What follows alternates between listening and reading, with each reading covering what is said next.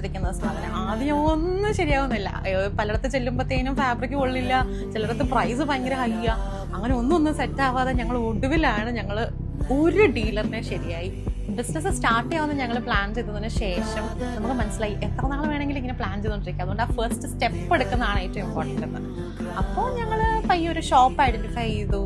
അതിനുശേഷം മോഡാമിങ്കൽ എന്ന് പറയുന്ന ഒരു പേര് സെറ്റ് ചെയ്തു. ഞങ്ങൾ പലയിടത്ത് റിസർച്ച് ചെയ്ത് അവസാനം ഞങ്ങൾ ഡയറക്റ്റ്ലി ലൊക്കേഷൻസിൽ പോയി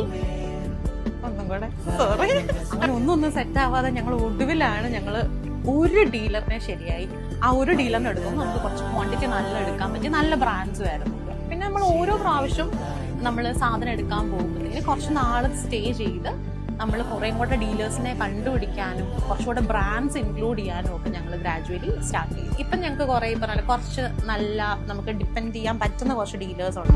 and we also have a bunch of loyal customers. എല്ലാ പ്രാവശ്യം പുതിയ ഡ്രോപ്പ് വരുമ്പോൾ ആദ്യം വരുന്ന ഒരു സെറ്റപ്പ്